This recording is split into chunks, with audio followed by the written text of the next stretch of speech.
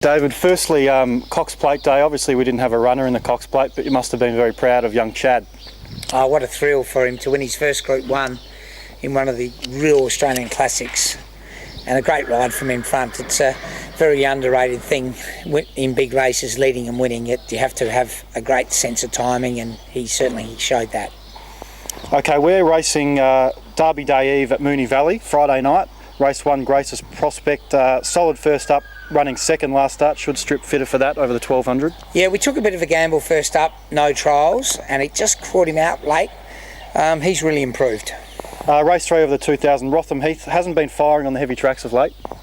I think he'll appreciate being on the dry. He's racing for his gender.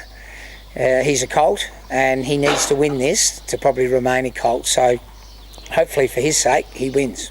Race 4, Green Roller, compounded late last start and steps up to the 1.5 mile here. Yeah, she'll be much better at the 1.5 mile, very fit, and probably the tactics going forward didn't suit her on that particular day.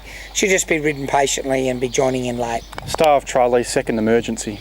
Yeah, would have loved her to get a run. Never know if she does. You could fancy her, she's racing into form. Race 6, Red Fez, drops back to the 1200 and back against the mares. Yeah, I was disappointed with Chad's ride on her the other day, and she'll be ridden just behind the pace and finishing strongly. We'll appreciate the drop in class too.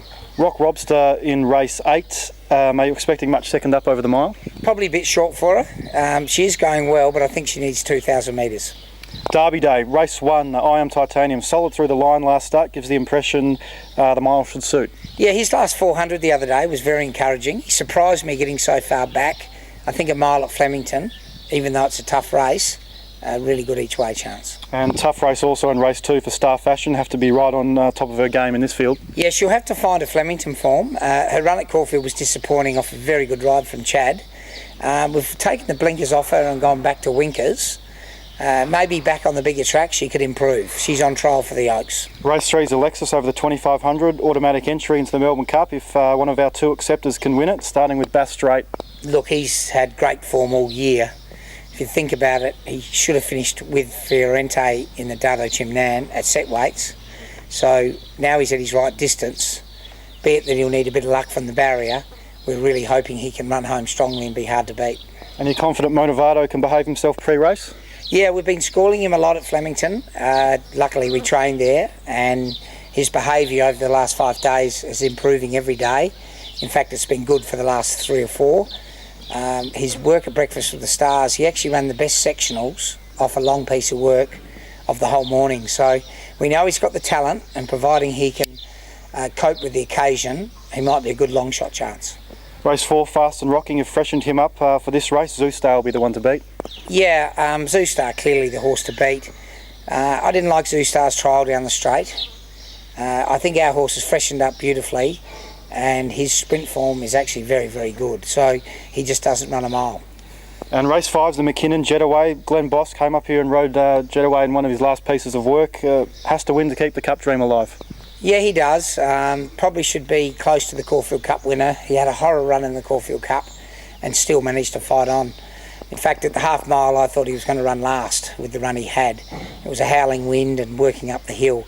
Barrier 1 should get a really good run. I expect him to relax better this time, and hopefully he can burst into Cup calculations with a good win. I really like his chances in a good edition of the McKinnon. This is David Hayes doing an update on Jetaway. He's working on the Lindsay Park course proper today. He's running approximately 14 per furlong here.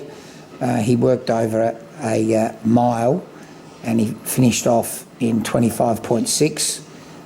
He was very relaxed with Glenn. What I was basically looking at was that he didn't over race like he did last start. He builds up the hill and finishes off in 25.6. His action's terrific, and he was his usual lazy self late in the gallop. What I liked about the gallop was he didn't want to stop going up the hill. Stretching out well, moving great on the ground that was good this morning. A very windy day, working into a very strong headwind. Race 6 is the AAMI Victoria Derby. 4 acceptors this year, all of which are over $20 in the market. Let's start with Surging Wave, who's a $21 chance. Look, he's been ridden back in slow run races and it hasn't suited him. I think he's a genuine 1.5 mile horse and there's a lot better chance than his odds. And the lightly framed Tips and Beers also at $21. Yeah, look, he should bowl along close to the pace and give a good account for himself. His form's been excellent and he had no luck the other day. Honey Steele's Gold is a $61 chance coming off a 4th to Polanski last start. Yeah, I'd rate him more a 20 to 1 shot. His track work's been excellent. His last run, he was coming off a bit of a setback and was short of a run. I've been able to pour the work into him going into this, and I'm expecting him to, off a good barrier, to run a much, much better race. Empire Rock second emergency also. Probably unlikely to get a run. He's a promising horse. It would be maybe a step too far if he gets any in anyway. So between those realistic 3, can you separate them? Not really.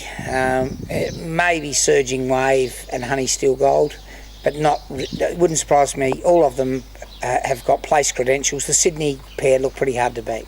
Our final runner on Derby Day is PAGO Rock in Race 8, the Group 2 Yellow Glen Stakes over the 1200. Yeah, he's racing well. I thought he'd nearly won at Caulfield 2 starts back, and probably Chad got him wrong from the wide barrier going forward the other day. He's really fitting well in a similar class race. Great each way chance. So that's 17 runners we've covered. Can you pinpoint a standout for the punters? Oh, look, you shouldn't tip in Group 1 races, but I really like Jet Away.